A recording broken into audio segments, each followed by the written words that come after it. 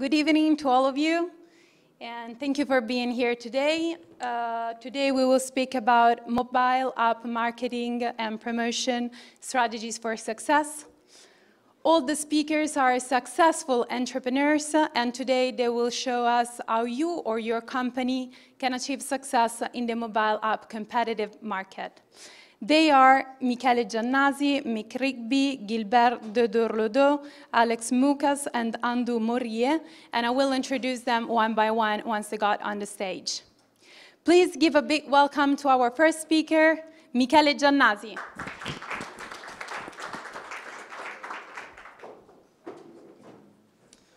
Welcome. The AppShow. Okay, so I'll just 2 lines of introduction. Michele Giannasi is a partner at Finsa SPA, that it's a consultancy company that merges user experience and informative technology skills to create successful digital product and services. The stage is yours. Okay, thank you. Good evening, and thanks for this opportunity to explain how, for us, it's important listen user feedbacks to achieve powerful insights and improve our mobile apps. So it's a key for success. It's also to improve services based on a deep understanding of user feedbacks. And App to Check, the logo you can see in the top of the slide, is the name of our tool that use machine learning technologies in natural language processing. And start. This is a screen with a lot of folders with various apps, so we can explore mobile app customer experience through the sentiment analysis of customer reviews. And let's see what happens. First of all, sentiment analysis is one of the most relevant area in the field of artificial intelligence applied to the natural language processing. And before to start, we want to focus on some relevant aspects regarding the sentiment analysis. First of all, the analysis must be done at a sentence level. What it means? It means that if I have a review like this is a real review, so good app, but it crashes when I pay with QR code. So it's important to analyze the first sentence that regarding app is good app, and the second sentence when I write about a problem with a payment with a QR code. So in the case of the topic app, the sentiment is positive, but regarding the payment with QR code, the sentiment is negative. So it's important to divide the analysis into sentences. In this case, also behind the rating, this user gave 4 stars of rating, but our engine calculated a sentiment of 2. So it's important also to go behind the rating to understand the cause effect of a phenomenon. Another important point is sentiment analysis must be done for each specific domain in order to have relevant accuracy. And this is a sample. I'm addicted. If I need to understand in what kind of context I write I'm addicted to really understand the sentiment that we have on the phrase. So I'm addicted with this game. The topic game is positive, but because I am in the sector of gaming, so if I write in a sentence, in a review that I'm addicted or this game is a dope for me, is positive. So it's not so banal to understand for a software this kind of to do this kind of sophisticated analysis. And we explore thousands of opinions from different sources. Today, of course, we focus on App Store because it's AppShow Congress, and so our dominion is the app mobiles, and how to turn all these data into insights. So with our tool, we can explore and discover insights. In this case, you can see a graph that represents the topic correlation regarding Facebook app for Android the last 2 months. So I can see all the topic most quoted from users in the reviews posted in this period of time. And so you can see, for instance, that the updating, aggiornamento, is related with other topics, for instance, video. So I go deep in this relation between aggiornamento and video, updating and video, and so I can discover why it exists, this relation. In the second review, you can read that va in crash di continuo, it crashes during the video play after the last updating. This is a way to discover valuable insights from a large amount of data and unstructured data that are reviews. And for a AppShow, and thanks to the organization to invite us, we have prepared the first sentiment ranking processed by our tool. And so we have selected 3 markets: sharing mobility, dating, and food delivery. And we have processed a lot of reviews from these 3 categories. We are talking about Italian market, so we have downloaded and processed all the reviews in the Italian market regarded from users of these apps. And we applied our tool that have an accuracy level of 85.7%. So we have paper published, so that the ranking that I will show you is based on a tool that have a certain accuracy certified by papers.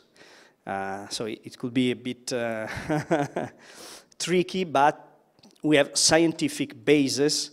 And before to start our activity with our tool, we asked the scientific community to give us a sort of certification. Okay, let's go. The first ranking regarding sharing mobility apps, we have selected the BlaBlaCar, Car2Go, Drive Now, Enjoy, My Taxi, Share and Go, Uber, Urbi, Move It, and Free to Move. Some of these apps are presents today. Total reviews and total apps divided by stores, and the winner is, voila. Allora, we have 2 rankings for the 2 main app stores, Android and iOS. And so, Urbi is the first in Android, and Car2Go is the first for app stores. In the app stores, we have 4 apps with the same score. In this case, we calculated also the percentage of positive comments instead of negative comments. And Car2Go is the first, also with the same sentiment score of the others one, because Car2Go have more positive comments in the total. At the end are all positive, more or less. And you can also see the difference sometimes between rating and sentiment. As told, rating is a good indicator, is an objective indicator, but don't tell us about the real story, what really works or what don't works within any apps. So we need to go deep in with some automatic tool, such app to check. And we also have designed 2 topic apps for the 2 winners. And so here you can see the most frequent topics quoted by users, by customers of these 2 apps. The dimension is related with the volumes. So, for instance, app and servizio in Car2Go, but also the topic app for Urbi are the most relevant topics in terms of volumes. The colors is, of course, related with the sentiment. Our scale is a sentiment from 1 to 5. And just looking at this topic cloud, you can see some emerging topics, some probably problems with some services or with some parts of the service. And it's very interesting to go deep in. I can click in the interactive dashboard, I can click on each topics, etc. Some other main insights that we have discovered using our topic search. So we have searched for 3 topics, 3 key themes for this kind of apps in the sharing mobility category. Assistenza. Probabilmente potrei parlare in italiano, ma continuo in inglese. Localizzazione GPS, GPS localization, servizio service. So we have asked the tool to discover, regarding these 3 themes, what are the most interesting apps or the worst. And some insights. Enjoy and Share and Go have assistant team is very recurrent in the discussion, so it could be a problem for these 2 apps. Probably it's necessary to go deep in and discover why. The average sentiment is low in general. The localization probably of the car of the car is another topic very relevant. Again, Share and Go is the apps where the theme is most recurrent. Servizio, service, of course, is a most positive topic, and the average sentiment is higher.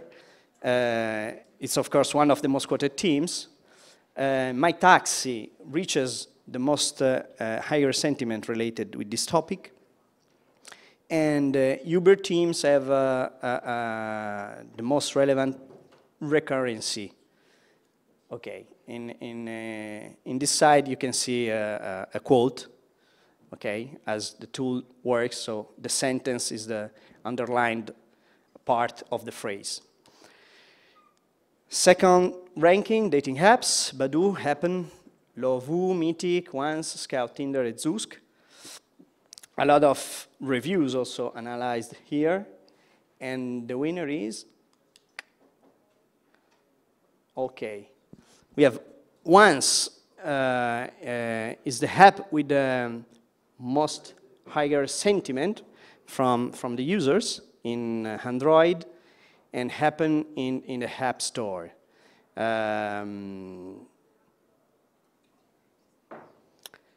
Meetic. Let's see Meetic. It could be interesting to go deep in why the sentiment is so low in Meetic, for Meetic. Okay.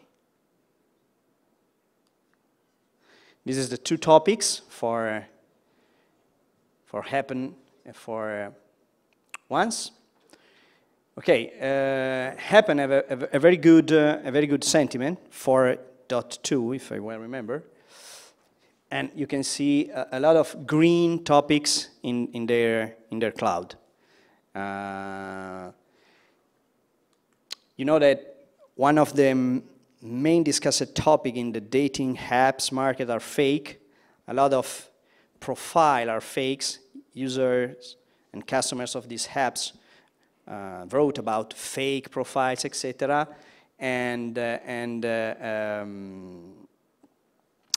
Lovoo and Tinder are 2 apps where these themes of fake is mostly recurrent. Okay, you can see also here a quote that represents the insights we posted here. Third ranking, food delivery apps, Deliveroo, Foodora, Glovo, Just Eat, and Uber Eats. And this is the ranking. Just Eat for Play Store and Deliveroo for App Store. Deliveroo reached a very high sentiment score, and it's also in the second position in the Play Store. So Deliveroo and Just Eat are in the top of this ranking. We have less apps there because in the Italian market, these 5 apps cover the majority of the market. So it's also important to have comments. Having a machine learning tool, it's important for us to process a very large amount of data. So more data we have, more interesting is the result. If I have few comments, probably it's not so interesting. But in the future, it will increase also these numbers. These are 2 topics. The topic cloud of Deliveroo is very green, and so it's very, very interesting. And so, also here regarding on-time delivery, punctuality or puntualità, you can see that the theme is very relevant for this kind of apps, and Deliveroo reaches 22% of comments on iOS version regarding recurs these topics, and Just Eat and Deliveroo are the best app in the ranking based on this topic. And this is a quote. I finished. If you have any question about this ranking, how to reach powerful insights from analysis of customer experience, I'm here for you to answer.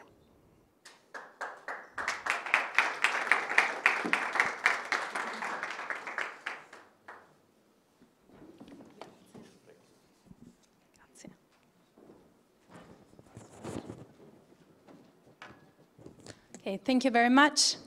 Our second speaker is Mick Rigby. Please give a big welcome.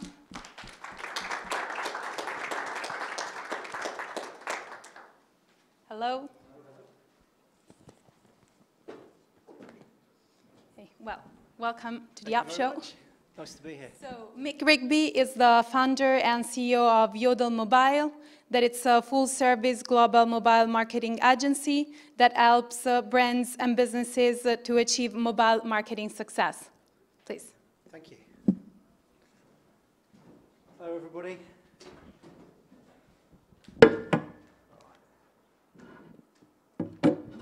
I think we're waiting for my presentation. Thank you.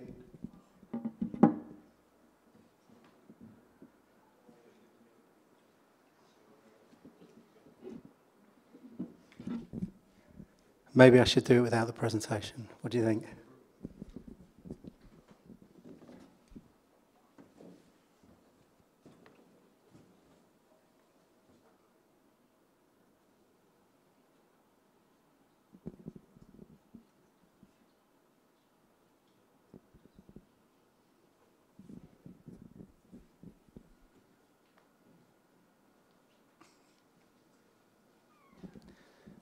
Nobody's allowed to leave until the presentation's on the screen. Okay. Let me tell you a little bit about my company. So I'm the founder and CEO of a global mobile marketing business called Yodel Mobile. We work globally. We've been in the market for about 10 years, and what I'm going to be talking about today, I guess, is distilling 10 years of that insight into a 15-minute presentation for you. So hopefully there's going to be something really, really useful in there if you are interested in making your app a success from a marketing perspective. We're going to focus today on, I guess, user retention, and we'll touch a little bit on some of the work, I guess, we do around acquisition. But what I'm going to talk about is something I call flipping the mobile marketing funnel. And it's about focusing on what we think are the key areas in app marketing that perhaps the areas that you guys haven't really thought about. So hopefully it's going to be useful. And hopefully I'm going to get an extra few minutes rather than having to do it in 10 minutes now rather than the 15 I was given.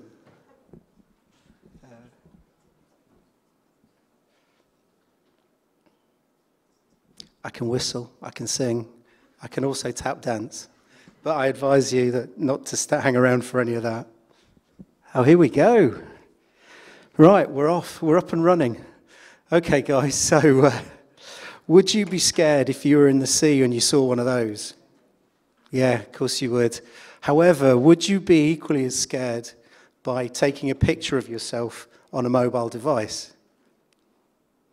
Of course you wouldn't. The reason, though, is sorry, I'm off my stride here, but here we go. Where is it? It's gone. Listen, you're 3.5 times more likely to die from taking a selfie of yourself than you are from getting eaten by a shark. And that's a fact. Now, the reason I wanted to tell you that is because we are so engrossed and ingrained in our mobile phones that we forget what's happening in the world around us. And from a marketing perspective, from a business perspective, that's a great opportunity for you to be able to, I guess, exploit the connection that individuals have with their mobile devices. Oh, there you go, 3.5 times more likely. It wasn't me just saying that. It's actually a proper quote. So anyway, I'm Mick Rigby. I'm going to talk about flipping the funnel. That's my agency. I'm going to start with a little hands in the air. So of the people in the audience, are you here because you have an app, because you are working for a business that has an app and you want it to be successful? Hands in the air. Who wants their apps to be successful? Okay. Oh, come on. All right, good. There's quite a few of you in the audience, so at least we're talking to the right kind of audience here. Listen, it's great. Mobile's wonderful, but even more importantly than that, the app marketplace is wonderful because 90% of our time is actually spent in mobile apps rather than in other areas in the mobile phone. And one of the great things about that is it means there's lots of time. As you can see from here, it's 160 billion hours in Q1 of this year was actually spent in mobile apps. And everybody's actually catching on to that. This chart was done about 3 or 4 months ago. There's about 5.4 million apps available across both app stores now. So people are jumping in on that. There's a lot of competition. There's a lot of opportunity. However, it's also a very scary market to be in. Look at that, 25% of apps are actually opened only once. So of every single apps that downloaded, those individuals are only opening it once. But this is even scarier. 80% of the people that you've downloaded or have downloaded your app after 3 months will no longer be using your app. I'll say that again. 80% of the people that have downloaded your app after 3 months will no longer be using your app. So arguably 80% of every penny that you've spent, every dollar you've spent, every euro you've sent on getting users is going to be wasted. Oh my God. So it's a bit of a problem, it's a bit of a challenge, especially when we're in an app marketing conference. In order to understand what we can do about that and make sure that our apps are successful from a marketing perspective, we really need to understand what the consumer's problems are with apps and why they're actually leaving their apps and not using them after 3 months. Well, we conducted some research earlier on this year to try and understand that particular problem. Now, I haven't got the time to take you through that research, so what I've done today is top-lined that, and I'm going to give you some of the key points. So, why did people stop using apps after 90 days?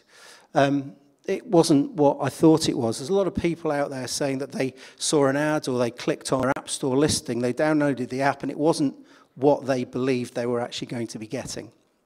Clearly, that's a problem. And if the product isn't working, that's also going to get deleted. So making sure your product works is obviously key. And also, there's a lot of people said they didn't understand how to use it. So they were downloading the app because they wanted to, but there was not sufficient information as to how they were going to make the most of that particular app. And also, there was a number of people that were complaining that as soon as they downloaded the app, those guys wanted them to, the app business wanted them to give registration details, to give their email, to be able to access the app. Now, if you were going to a restaurant or a shop, and the guys on the door said, I'm sorry, you can't come in to buy that pair of shoes because I need your email address and your phone number, you wouldn't go into that shop, no matter how much you wanted those shoes. It's the same in the mobile space. And this is one of the biggest problems. I'm sure you, like I, cannot name the 40-odd apps that are on your devices. People forget that your app is on their device. And that's quite fundamental. And this is one of the final points I wanted to flag up is, I guess, the herd mentality. If your friends are using an app that is different to the app that you're using for the same service, and they keep telling you ours is better, you stop using the app that you're using and you go and use what your mates are using. And again, that's quite a big reason for people stop using apps. So it's a very gloomy picture. If you were looking at that without having a way out and understanding how to actually, I guess, solve some of those problems, as an app marketer, you're in a bit of a sticky position. But, sorry. This, I don't know if you get the Mr. Men over here. Anyway, listen, we can all be happy because there's a solution. And I'm going to take you through that solution now, but I want to start by talking about the app marketing funnel. You guys, marketeers in the room, you understand the marketing funnel. You fill the top of the funnel with lots of people, and you plug the holes as you go down, and at the end you've got a very successful business. Now, as I said earlier, I've been in mobile for about 10 years now, and it has become very clear to me and the people that work within my company that actually filling the top of the funnel is not necessarily the right solution. You have to flip that funnel, and certainly in the early stages, when your app is young, and even when it's established, focusing on engagement within the app and building up a relationship with those individuals that are using your app, focusing on retention, and focusing on advocacy, i.e. getting people to talk positively about your app, are absolutely essential. So how do you go about doing that? Hopefully nobody's getting seasick by all these charts. You need to get your app fit to market. It's a program and a process that we believe is absolutely vital. If you get your app fit to market, then you can spend money on marketing it, on advertising it. Is it past the page there? This is the answer. This has taken us about 10 years to develop. Unfortunately, I've only got about 6 or 7 minutes left, so I can't take you through that. But if you apply that, it's going to be successful. What you need to be looking at, and I've distilled it into 3 key areas. Analytics is the first piece, so really understanding your audience, understanding who they are, why they use the app, when they come to the app, where they came from to get to your app, what it was that made them download that app, how long they spend in that app, and perhaps where they drop off. If you understand that kind of information, you're already starting to be a winner, because knowledge is power. If you have that information, then you can start looking at this particular area, which is your mobile customer retention marketing or your customer relationship marketing. Your MCRM is absolutely vital in retaining those individuals in your app.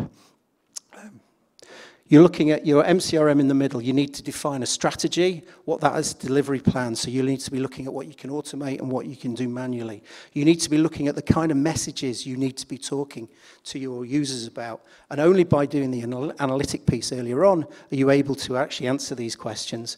What's going on in the news? Are there messages that you can actually send to those individuals relating to those news factors? Or what's happening at the time of year? Is it Christmas? Is it Easter? Is it the summer holidays? Is there a chance for you to actually leverage some of that interest into getting people to come back to your app? How do they use their app? What are their interest areas? What do they go to? And starting to cohort group your users into key areas and sending them messages that's relevant to what they use their apps for. All of these are key. And what you want to be doing is converting your monthly users to weekly users and your weekly users to daily users. The final piece in terms of retention is your onboarding. I'd say to the guys in the office that the first 3 minutes that anybody spends in an app are the most important minutes that they will ever spend in that app. Because what you need to do is you need to capture them. You need to make them understand what your app can do, and you need to tell them how to use that app. So you're looking at education. What do you tell them on the first time they visit? What do you tell them on the second time they visit? You tell them how to use the app. You use pop-ups and sliders within that onboarding process to bring those individuals into the app to become engaged with it. You talk about registration. You understand how to get people to register. Rather than getting them to register when they first come to your shop front, give them a reason. That's all part of your onboarding strategy. And getting them to accept your push messaging, push priming we call it, having testing and trialing different message structures to get them to accept push. Because if you can get them to accept push, you have a one-on-one communication tool for them, which is going to be really effective for the future. Okay, so that's all about your retention strategy. I didn't think it was fair for me just to finish it there because I think there's 3 other key things that you guys need to be aware of that are absolutely essential in this day and age. We talked about there being 5.5 million apps in the App Store. How are you going to get found? Your App Store listing, your App Store optimization, ASO, is key. It's key for 2 reasons. The first is if it's a compelling description with great pictures, great images, and a reason to download, then the people that visit your App Store listing are going to be more compelled to download your app. The second reason, which is equally as important, is if you get your keywords right, your descriptor right, and your images right, then the algorithms for both Google and Apple will pick your app up, will ensure that you're actually going to be appearing higher in the rankings. And also when somebody searches for the service that you're providing, it means your app will surface over and above your competition. So getting your ASO right is absolutely important. Getting your social sharing strategy right, you'd be surprised how many apps out there have very poor social strategy within their app. There's no sharing buttons. There's no way that they can actually send that to their mates to tell them they should be using this particular app. It doesn't necessarily just mean to be in your app as well. It could also be in your social channels as well. So making sure that they're right is really important, especially as well when the cost of advertising now is going up and up and up because there's so much fraudulent traffic out there, and the traffic that does work, such as Facebook, is getting so much more expensive because of the demand. Once you've done all of that, then you can focus on your marketing spends as well. But you should not spend a penny until you've looked at those key things. And believe me, I know we have spent over the last 10 years probably well over 100 million for our clients. And by putting these kind of things in place, that 100 million is not going to be worth 20 million because if you remember, 80% of the people that download your app will not be using it in 3 months' time. So, it keeps jumping around. So there's 3 things to remind you of. 1, flip the marketing funnel. Focus on that bottom bit of the funnel. Secondly, focus on user retention. Make sure that your users are engaged with you. You understand those users. And by understanding them, make sure that they build a relationship with them. And then finally, put in place a strong user activation strategy. So your MCRM, your onboarding, those elements are absolutely vital.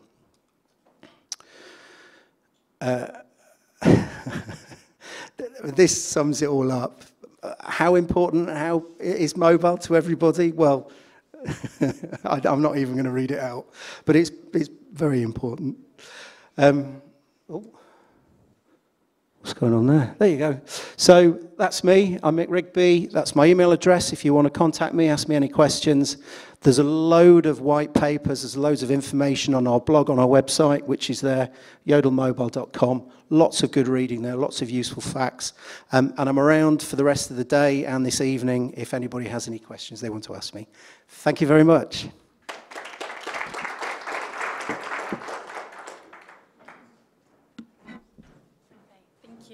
Thank you very much. Do you have any question? No? Okay. Thank you. Okay, here now it's Guillebert de Dorlodot. Please, Guillebert. Okay. Hey, hi, Guillebert. Okay, welcome to the AppShow. Thanks.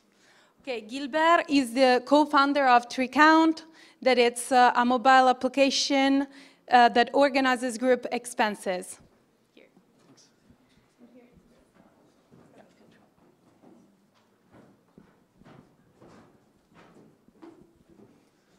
Hi, everybody. Sorry for my English if it's not very good. So basically, I will present you our tool, so TreeCount, but also basically the strategy we use to reach more than 1.7 million users today. So you probably, all of you probably know the problem. When you have to organize a trip with friends, you have to share expenses. So basically, when you go to ski, for a ski trip, someone will pay for the gasoline, someone else for the restaurant, someone else for the food, and at the end, everyone wants to balance.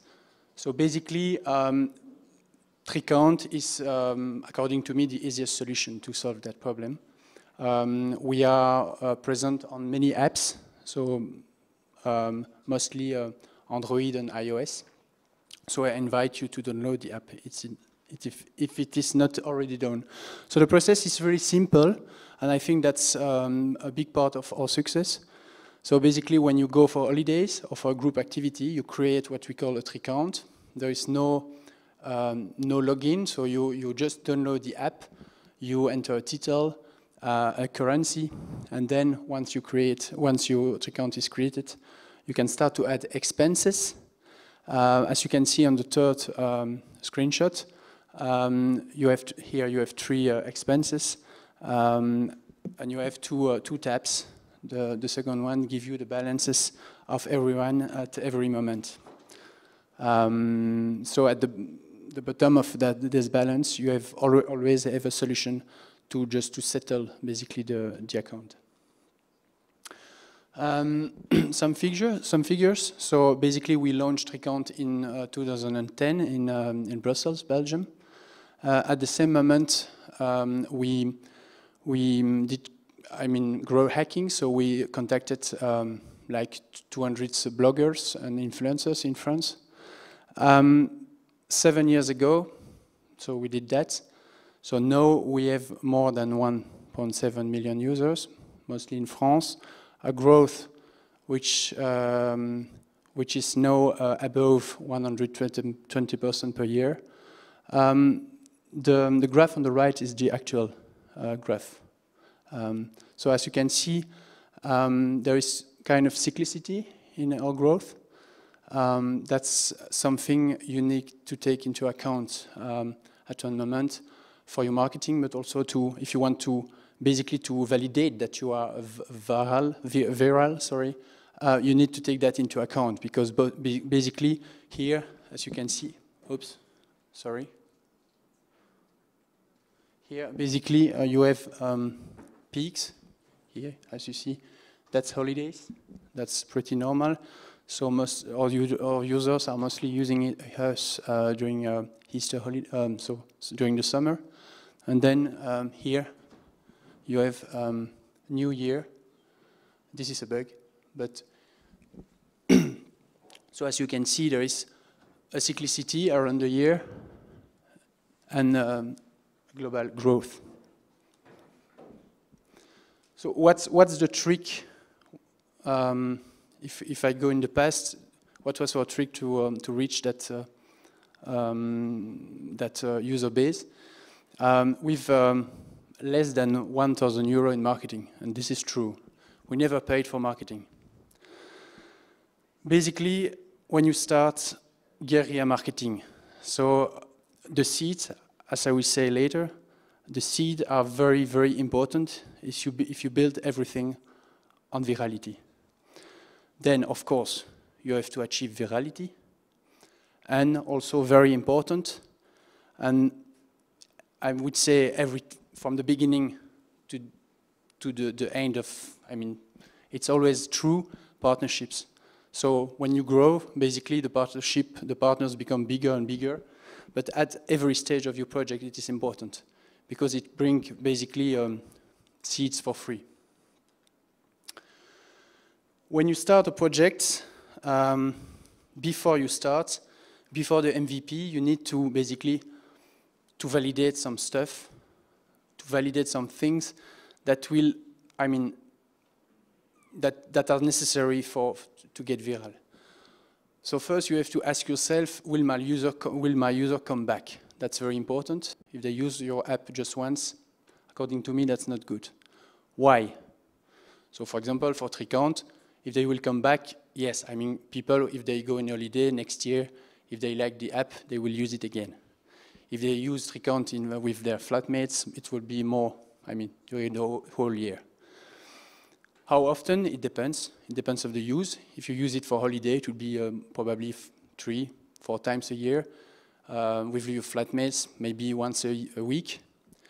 Do you think that your users, so basically the user you may acquire will bring new user?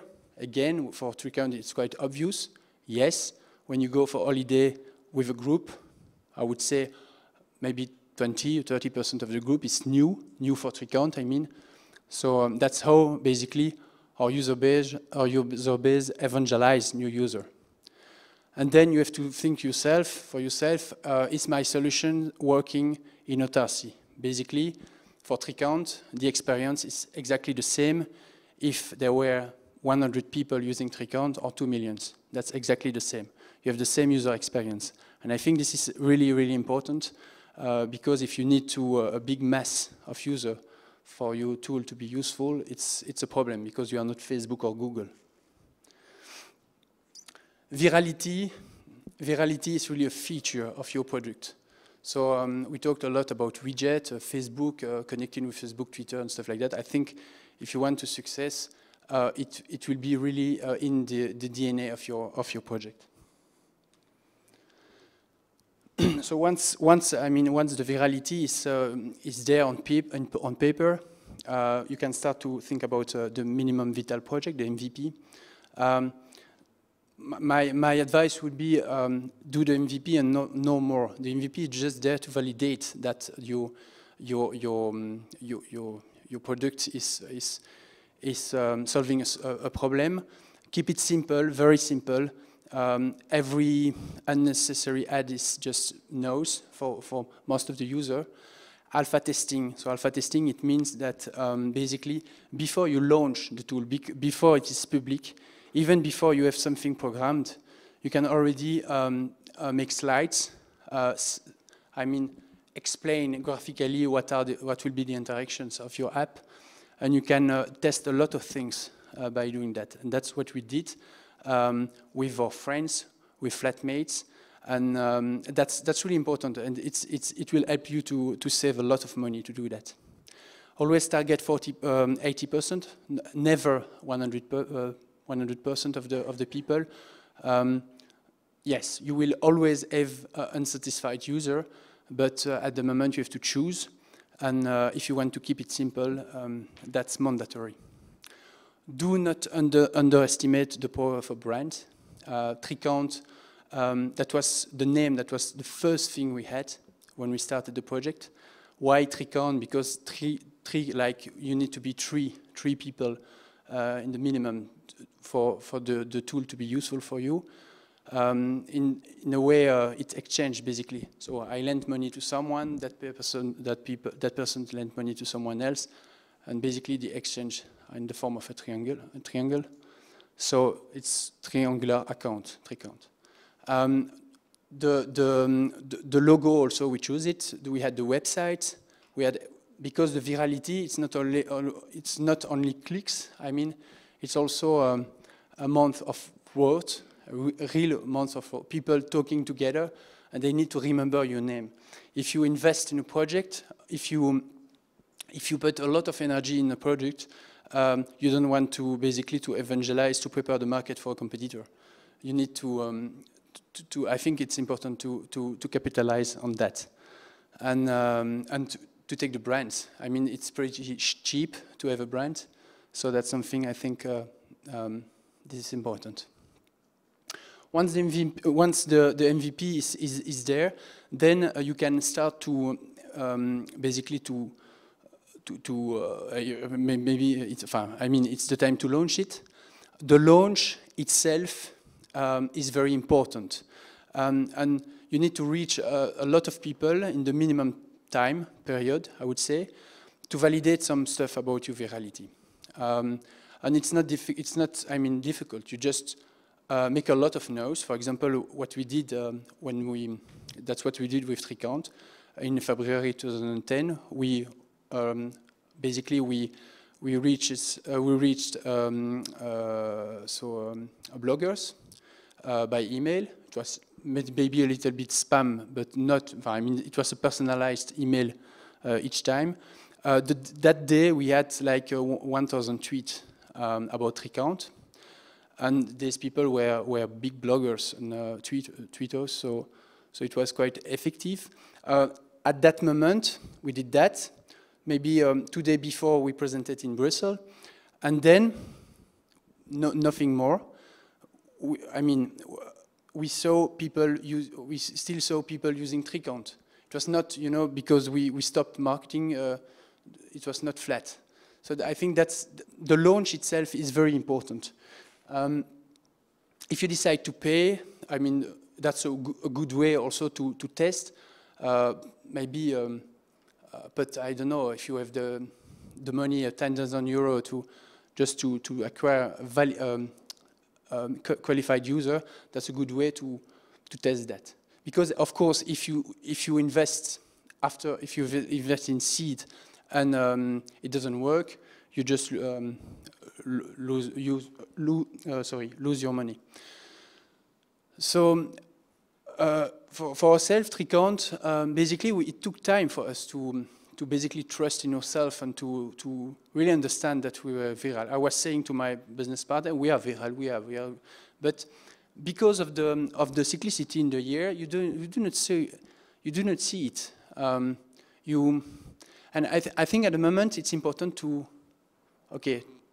act that it's viral and to start to take basically the good decision.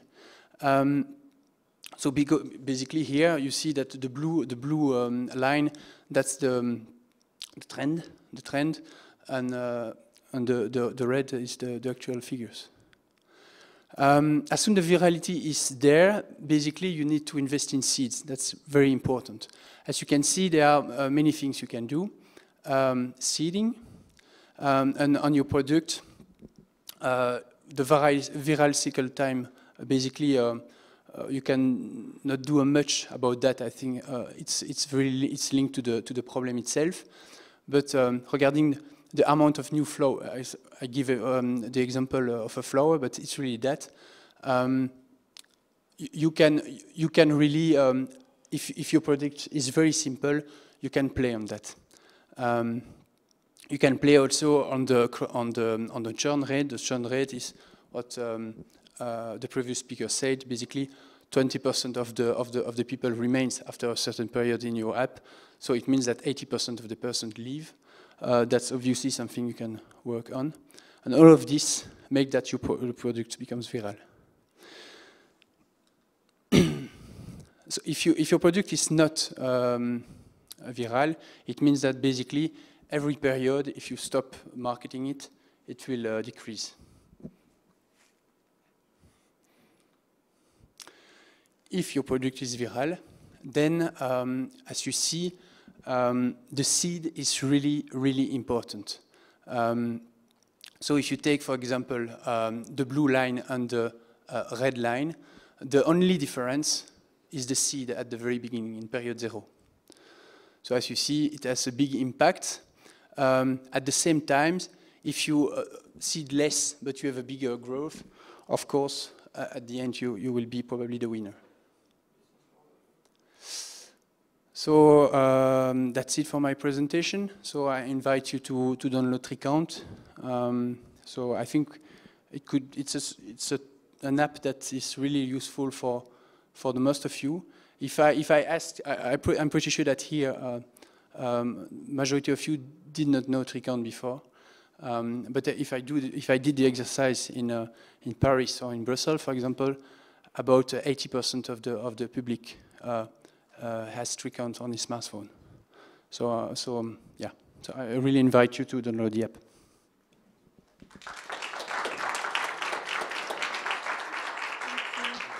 Thank you very much. Okay, thank you very much. So here now, Alex Moukas. Hello, Alex. Hi. Welcome. Thank you. Yeah, so Alex is the founder of Wapier, that it's a mobile technology company focused on revenue and retention optimization solution for game publishers. Hey, everybody. So I'll try to keep it short because I see some tired faces. Also, after Mick's presentation, which was quite exciting with a lot of colors, I'll try not to bore you a lot. So a couple of things about me. I'm a geek by training, an engineer. I did AI at Edinburgh and MIT. Wapier is my 5th company. I've had a bunch of exits, including an IPO in London, an IPO in NASDAQ, more than $1 billion. And we're all here because we all feel that sort of marketing and mobile applications is sort of quasi the future. Let me throw some numbers at you. So first of all, everything we're going to be talking about today here, at least in my speech, has nothing to do with advertising. So it has nothing to do with how you acquire a new consumer. The only thing I'm focusing on right now in terms of our technology and my speech here has to do, okay, how do you make more money of your existing consumers? How do you retain consumers longer? How do you convert non-payers into payers in case you have in-app purchases? And how do you make sure that you maximize through your app the lifetime value of each consumer? So the numbers have been quite staggering. So in the last sort of 10 years, everybody and their mother has been focused on advertising. And in the app ecosystem, people are quite good in sort of making very informed decisions about new customer acquisition. You know, in Germany, I'm going to be spending, $5 to acquire an iOS consumer for my app and $4.50 for an Android consumer. And let me see how that flows in the lifetime value of the app. However, if you look at sort of other industries, the major focus of their spending is not on new customer acquisition, but it's on how do you monetize your existing customers. It has been well known that you can make much more money off sort of cross-selling and upselling existing customers as opposed to try to acquire new customers, especially when we're all in an industry that has really, really, really bad retention rates. And sometimes in gaming, retention rates are even worse. I mean, we're seeing games out there. The average game we're seeing has a first-day retention rate of 32%, and it goes downhill from there. So in my book, 20% after 3 months is just amazing. So a few things about the market. First of all, in-app purchases have been growing sort of very, very fast. The market was worth less than $1 billion 10 years ago. It's at $82 billion today, and it's going to grow at $140 billion in 3 years. I mean, these are mind-blowing numbers. We're not talking about advertising. We're talking about sort of people paying mobile application developers, like sort of people in the room, to buy magic swords. And the other thing that's even more interesting than that is, if you look at that number, it's not just the revenues of the industry, it's also the gross profit. So 140 billion is a humongous number. The gross profit as an industry, this industry is larger than the automotive industry. Every single car manufacturer, if you put them together, they don't make as much money in terms of gross profit. So that's number one. Number two is, for better or for worse, the vast majority of the revenue in the industry comes from games right now. So 85% of in-app purchases is gaming. That number is going to drop to 75% in the next 3 years, even though it grows as an absolute amount. And it's going to drop to around sort of 50-50 between sort of gaming and non-gaming in the 5-year time frame. Now, the other thing that's quite interesting in that industry is that, where is my interesting thing? Okay, so the vast majority of that revenue comes from in-app purchases. So only 7% of that number is where consumers pay for the app upfront. 93% of that revenue is in-app purchases. Typically, only 2% of the consumers that download an application make an in-app purchase in this application.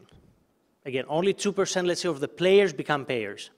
And 2.5% of the 2%, so 0.005%, so 5 basis points, bring in more than half of that revenue. So again, 0.05% of your whole subscriber base is going to bring in 55% of the revenue. So it's insanely skewed. Now, this is sort of the market. I go back to sort of Mick's point. Is Mick around? Yes. He's quiet back there. So if you look at Mick's point, I mean, the vast majority of what people we feel need to be focusing on right now has to do with MCRM, which is exactly what Mick said before. For the first time in history, you have 50% companies trying to manage 50 million consumers. That has never happened before. The mobile CRM, the mobile relationship customer management or marketing tools that exist in traditional industries don't really apply in mobile. Why? Because, you know, in my previous life, on my other company that was called Velti, I mean, we're still running the global loyalty program for Vodafone, an MCRM program for T-Mobile. Guess what? These organizations have literally hundreds of people managing their MCRM tools. The typical mobile application developer, you know, we're talking even the successful ones, they're 50-people companies, right? The top 200 mobile publisher, it's a 50-person company. The vast majority of them are sort of software engineers and designers, a couple of talking guys around acquisition. I mean, there are not enough people out there to actually manage existing consumers. So what we see is that there's really no revenue optimization, which is a very established sort of practice in other industries, that's happening outside gameplay. So what's gameplay? You know, if you have a gaming app, I'm going to build a larger dragon, so you, dear consumer, is going to buy, hopefully, a larger sword type of thing. In any traditional business, or any traditional business knows that it's very bad just to focus on your core product to retain consumers. It's like being Vodafone, and you're Vodafone, and Vodafone says, look, as long as you have on your phone sort of 3 bars, I'm going to charge you every month, and that's pretty much it. That's my core product. My cell phone towers work. There's no advertising, there's no marketing, there's no loyalty. However, large companies don't do that. They invest in marketing, they invest in advertising, they invest in mobile customer relationship management. Why? Because they know that they can boost their revenue from their existing consumers significantly. Depending on the industry, it can range between sort of 30 and 60%. Okay, boring. So let's talk about the future. So, again, I need some nice backgrounds from Mick's presentation. I'll make sure I do that next time. So, in our mind, and again, you know, I'm an entrepreneur, we really believe in this, we're drinking the Kool-Aid, but what everybody should be focusing on should be 2 things. One is, how do you price your in-app purchases correctly in your app? And number 2, how on earth you retain consumers a bit longer? I'm not going to bore you with our technology, but what I'm going to show here is a couple of case studies of large mobile publishers that have used our technology and what they experienced. So, okay, let me start with this. How do I explain this slide? Okay, people have no freaking idea how to price their stuff. So what the typical sort of mobile publisher does, they upload their application on the global store. They say, okay, Magic Shoes, 99 cents. And then the store goes and automatically translates that to the local currency. Well, guess what? That is usually wrong. So if you translate a buck in, let's say, in Egypt, that's something like 18 Egyptian pounds. A year ago, it was 8 Egyptian pounds. And you know what? 18 Egyptian pounds is a lot of freaking money. So what our platform does is we have predictive analytic econometric models. Essentially, we're using machine learning to go and discover the price elasticity curve of each in-app purchase for each game or application in its country. So don't think of it as a sort of Big Mac index, sort of PPP parity. I mean, we're looking at both macroeconometric models. We're looking at specific consumer propensity to buy something. So what our platform says is, and I'll show you an example here is, and allow me to explain this incomprehensible slide. Let's say we're in country 4, which is Egypt here. We're saying that, look, dear mobile application developer, you should be pricing at 16 cents to the dollar, and this is an example for a specific app, which means that if you were to charge somebody in the US store for $1, in Egypt, you should be charging the equivalent of 16 cents. But if you do that, you're going to be selling 16 times the number of units. So instead of selling 100, you're going to be selling 1,600. So your revenue goes up 170%. It's 272 compared to the original. So without changing a single line of code, if you price your stuff correctly, you make more money. It's as simple as that. So that's number one. And again, I'm simplifying here because there is a lot of things that happen on the discovery side. So if you look at our platform, or anybody's platform might be doing that, nobody else is doing that, but if they were, the first thing that you do is you need to readjust whole countries in terms of what is the average price that consumers should be paying for your stuff in that country. And the second thing that our platform does is personalized pricing. Essentially goes on a per consumer basis and says, okay, this is a consumer that hasn't paid so far. How do I convert a non-payer into a payer? On a consumer base, based on data, we come up with sort of specific discounts that says, okay, we have a consumer that's named sort of Myra, she lives in Cairo. She's not going to be paying $5 or 88 Egyptian pounds. Initially, she's going to be paying 14, but you know what? We're going to give her another 25% off, which is 11 Egyptian pounds, because we know that maximizes the probability of Myra becoming a paying customer. Again, on a per consumer basis. I mean, how do we do all that? With data. We process more than 1 billion data facts every day. And this sort of very specific, we believe in actionable analytics, so we're closing the loop. Not only we analyze all that data, but we go and in real time, we create sort of specific bundles or specific items in the store. So when Myra clicks buy, we on the back end, we go and create an item on the App Store or on Google Play in real time with a unique ID for that specific currency. So actionable analytics is critical. I mean, it's very important to understand your application, your game, your flows. I mean, what we talk about and the other speakers talked about before. But in our mind, it makes tons of sense to try to close the loop sort of automatically and price things correctly for each consumer. Okay, that's number one. These are sort of a couple of screenshots, right? I mean, you log in with your Google Play or Apple App Store credentials. Our software goes and automatically downloads all of the in-app purchases and then goes and on a per country basis, creates the new prices, and then you click upload and you can maximize either the penetration, number of non-payers converted to payers, or usually people after a while, after 3 months, maximize revenue. How do you make most money out of these consumers? So some examples in a couple of countries that are sort of fascinating. We have launched so far in 22 countries and different currencies. On this side, the loyalty piece is global. Place like Brazil, we're seeing more than doubling the daily free-to-bill conversion. ARPDA, which is average revenue per daily active user, increased materially by 43%. Russia, sort of similar results. What has been shocking for me is sort of Italy, because, you know, Italy, I'm Greek, right?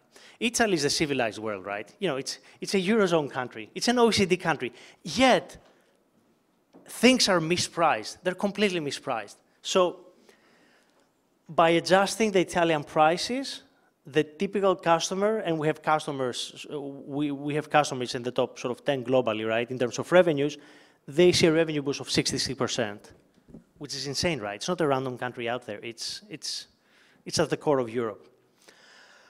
Okay, so that's number one, pricing. Allow me to recap. You readjust whole countries by understanding exactly where the app should be priced. Obviously, different types of apps based on the genre have different pricing points, right? So massively multiplayer apps versus casual gaming versus music apps, pricing is, the price sweet point is different, but again, that's what our platform does. And the second thing is how do you automatically price on a per consumer basis to maximize the revenue? At a given point, we're trying to maximize the net present value of the lifetime value of the consumer. How am I doing time-wise? How much time do I have? I don't want to bore people. Okay, 5 is perfect. Okay, so second thing that we do is loyalty. What is loyalty? Remember that, I mean, we get these billion data facts, and these are sort of, let's call it gameplay data and process data. So for instance, our platform automatically looks at the data stream and realizes, okay, what is the typical consumer? What is their journey within the app? So let's say at day number 5, they're at stage 4. At day 15, if they stick around, they're at stage 24. Then we try to figure out how non-payer behavior changes versus payer behavior. So the typical journey of a non-payer consumer, typical journey of a paying consumer. And then our platform tries to look at the events and the consumer actions that were essentially the most interesting ones. So, and then tries to essentially push people from a lower level of spending to a higher level of spending. So for instance, Our platform looks and says, okay, a tutorial complete is 300 points, so it's much more important than a new high score in the game. Why? Because consumers that complete tutorials are 2.5 times more likely to make a purchase. So what is a loyalty? This is what it looks like on the side of the consumer. So it's sort of, it's a native SDK rendering. Consumer says, okay, you just have 4,400 points. This is the original game or application. They click on our icon, there's a visual overlay, and this thing appears. So that many points, you're silver, that many points to gold. And a typical loyalty program, what you're trying to do is you're trying to reward consumer behavior. You try to reward certain actions, so the consumers make the actions again, so you can drive them and slightly change their behavior. Where do you want them to change their behavior towards you? Usually retention. It might be sort of playing for or opening the app at specific hours. It might be lifetime value. I mean, there are different drivers. Typical mobile publisher, mobile application developer wants consumer to stay longer and pay more money. So the way it works is you have our console. Our console automatically starts awarding points for different actions based on what are the best actions for the consumers. And the other stuff that you see here is what we call loyalty tactics. So we have more than 30 loyalty tactics that are sort of pre-built in the platform. So we don't say to people, hey, this is a great platform, start building your own workflows. That doesn't work. What we say is, look, we have these 30 tactics. You know, there are different tactics that work for, let's say, casual gaming versus massively multiplayer gaming versus utility apps. So mobile developers sort of drag and drop these things out of the box. So for instance, and out of these 30, typical consumer sees some of these. Different consumers see different things depending on what our platform feels that is going to make them click. So for instance, you might be losing a lot of consumers on level 9, right? You have this sort of MyQuest thing that's automatically built by the platform based on the lifetime journey of the typical consumer, where it says, look, on level 10, you're going to win something. Believe it or not, that changes consumer behavior. You tend to have around 30% more consumers sticking around for level 10 because they might win something. So you have a virtual gamification layer, let's say, and different tactics that sit on top of the typical app gameplay or interaction and does the right thing. And the way it works is, you know, this is our self-service platform.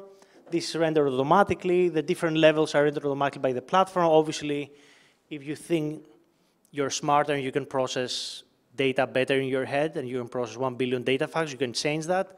We strongly discourage people from messing up with the AI, but if you think you're that good, you can obviously go and edit it and then you publish it. And it works. Take a look at some of the tactics, right? You know, you want people to stick around, log in every day. You know, in countries like, different tactics work in different countries. So you have a country like sort of Israel or India, annuity tactics work best. You know, invest 100 coins, dear consumer, and then for every day you log in, you're going to be getting 10 points over a month. So you invest 100, you get 300 at the end of the month, but you're logging in every day. And that's how you're changing consumer behavior. So what I'm showing you is sort of millions of consumers, probably 40 odd apps, 22 countries, so I'm not cherry picking. So day one retention from 32% to 46%. Session per player or consumer from 7 minutes to 10 minutes. Free to build conversion, transaction per player. Again, we're tracking a lot of different things, but the basic idea here is how do you use data to make consumers stick around longer, and then how do you help sort of monetize these consumers better? And I'm going to stop here. I assume you guys don't have any questions, right? That's, thank you. Thank you. Okay, our last speaker is Andu Morie. Hello.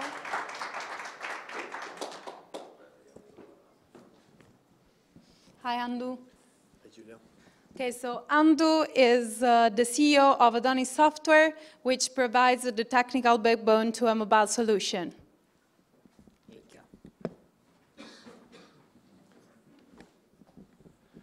Okay, guys. Hi, everyone.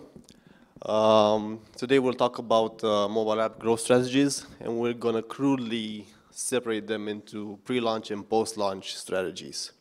And to do this, well, firstly, a few words about my company.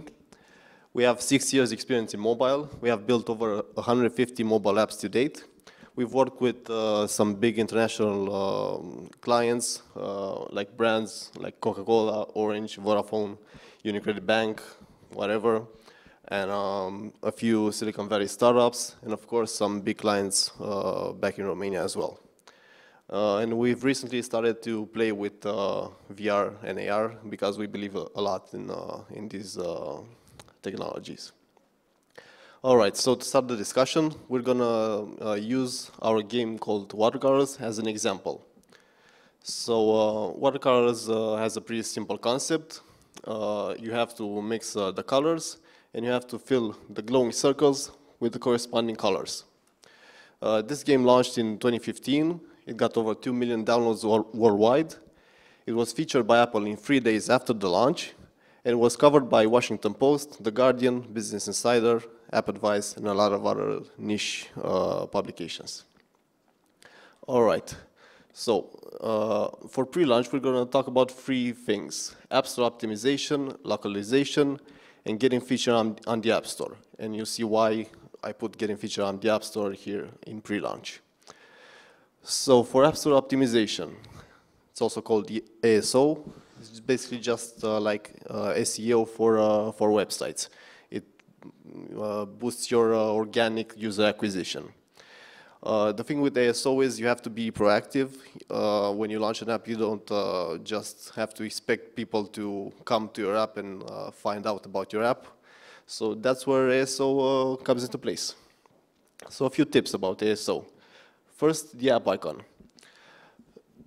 You need to have a great app icon that gives an idea about what your app does. It could be your only impression for for the user to actually download your app. It has to be simple and memorable, and you don't have to use any text in the app icon. The app title is for that. So, for example, we're gonna look here at Watercolors, the app icon. It's a W from Watercolors. It shows the colors and how you can combine them. Other examples of app icons are Instagram, Mail, and Maps, which are obviously just as good as Watercolors, but not as good. All right. Then we're going to talk about screenshots. They're the second most important thing that a user sees when they get to the App Store. As we all know, we like to look at pictures rather than read text, and we like to look at videos rather than look at pictures. So these are, as I said, the second most important thing. And really important is to also have a video presentation for your app. It doesn't replace the first screenshot, like I said here. I was probably drunk when I wrote this presentation. But it actually complements. It's the first thing that appears, and then the rest of the 5 screenshots appear. And you only have 5 slots for them, so you have to use them wisely. Also, the first 2 screenshots are the most important ones because they are the only screenshots the user sees before he starts actually scrolling through the screenshots to see the rest. All right, then we have the app description. This is basically the elevator pitch for your customers. It has to be short, easy to read, and you have to write it in a language that your target users will understand. So, for example, if you have a game that is that your target user is aged from 4 to 10 or something like that, then obviously you shouldn't talk about the quintessence of life in your app description, and you have to keep it really simple. A thing to note is that Apple trims your description just like with same principle as with the screenshots. We see here Apple trims the description, and for that reason we have to put the most important things above the fold, so we make the users want to click more. Also to notice that you don't have to put keywords here in your app description. There's a separate place for that. They don't matter and they're not indexed. You have to write for people here. Okay, then we're going to talk about app reviews. The thing with app reviews is that the things said here apply both to pre-launch and to post-launch. But anyway, they're a great way for people to see what other people think about your app. Because, you know, the human brain is like, it's processed to function on the herd mentality. If a user sees that other people like your app, they'll be more inclined to try out that app. So we have to show our users that we care about them. We have to react fast to any problem reported by a user in the reviews. We also have to give incentives for people to leave reviews in the app. So maybe some pop-ups in the app for a game. Maybe you could give a hint for a level in exchange for their review for the app. Really important is to look at our competitors' reviews and find out what the target audience wants from such an app. Maybe you could beat them to the curve by looking at their reviews and implementing the stuff that the users want before them. Also, they are indexed by the App Store and the Google Play Store. So yeah, they count a lot. Next, we'll talk about localization. This could be a huge potential boost in your user base. There are 28 regions in the App Store, and people tend to search for apps in their native language. So to do this, you can just start with your app title and app keywords, and if it works, then you can translate the rest of the things, the description, the screenshots, and so on. For watercolors, this chart is for iOS, but it was similar for Android as well. Most of our users were from the United States, but after that, a huge number of users came from China, and even before the UK and Canada and the other countries. And this is without actually doing any localization whatsoever for China. Getting featured on the App Store. We have four tips here. So the first one is to make a great app. That's pretty much a no-brainer. It has to look and feel amazing. It has to sound amazing. It has to have flawless animations and an overall good user experience. Something that might help would be to integrate Apple services, iCloud, in-app purchases, Game Center for games, leaderboards, whatnot. Then you should definitely time your launch. Take note that Apple changes its feature list every Thursday. So take note of that, take note of big holidays. Don't launch during Christmas when there's a huge influx of apps, stuff like that. We launched watercolors on Tuesday, for example, and we got featured on the next Thursday. Something else that might help to get you featured is to actually reach out to an App Store manager. Email him, pitch your app to him, and this goes for after you launch. If you reach out to him after you launch, make sure to leverage the metrics that you have, your user retention, your feedbacks, your ratings, your revenue per user, and all that. Now, talking about post-launch. We're going to talk about how to get covered by the press and user retention and how to improve it. So as I said, Watercolors was covered by some pretty big publications, and we did that only through cold emails. So this is our recipe for a great cold email to a publication. Firstly, you have to have your marketing materials prepared. Your press kit, a video presentation, promo codes, social media links. You can even write the article for him if you want. Then you should make a list of publications that you're going to pitch to. You should start from your app's niche. So for Watercolors, it was gaming, and leverage your way up to big publications.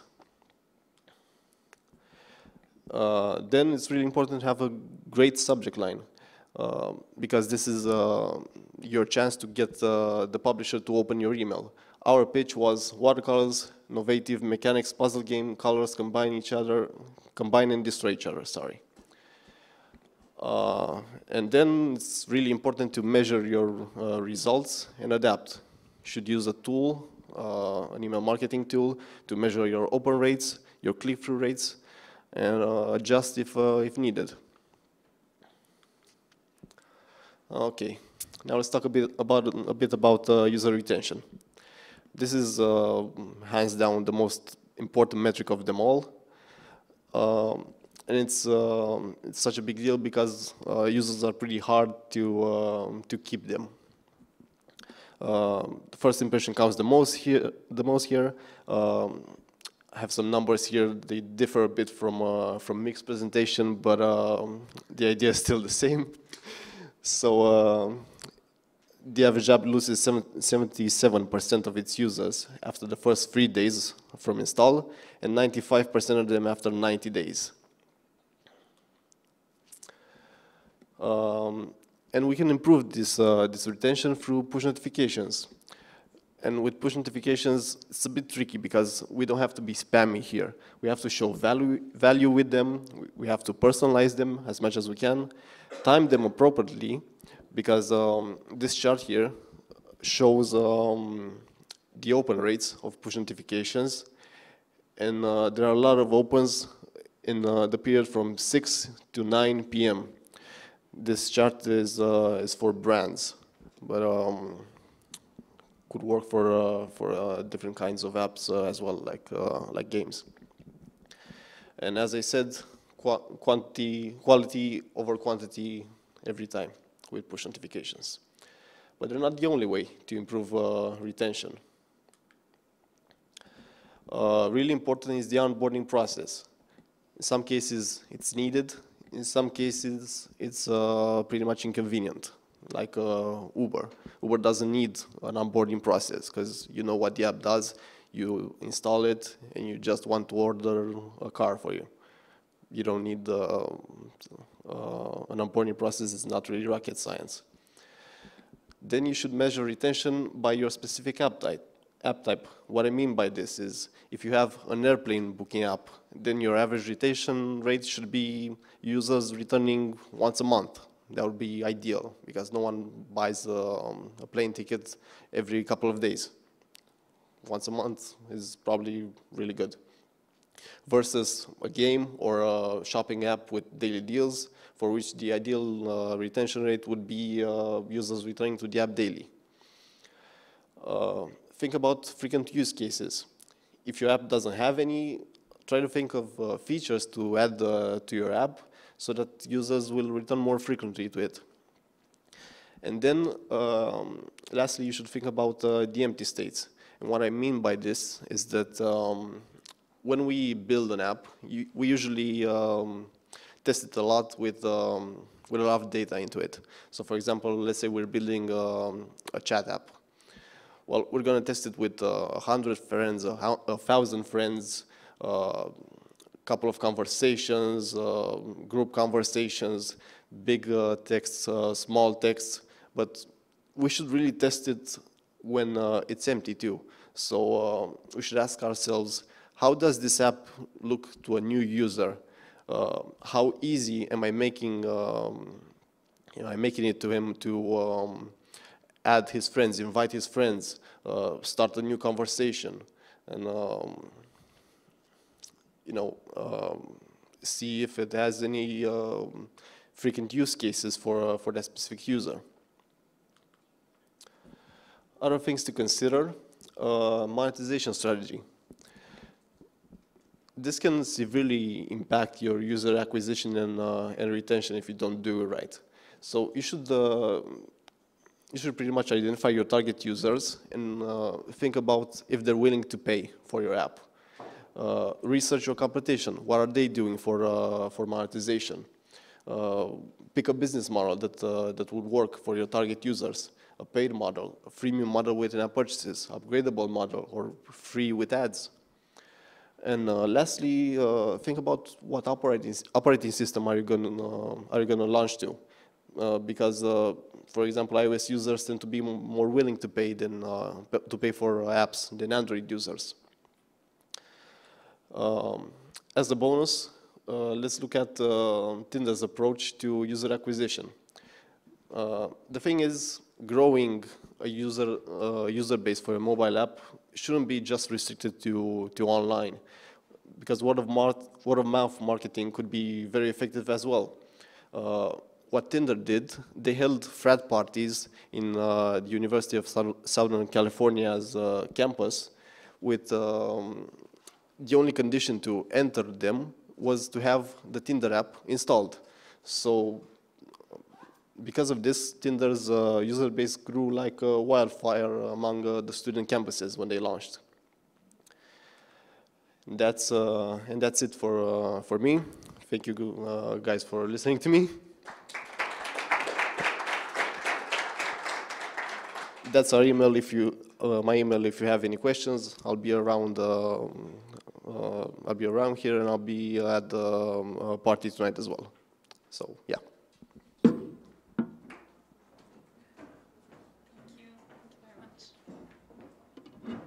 Grazie a tutti, thank you very much. A big round of applause to all our speakers. Un grande applauso a tutti I nostri speaker.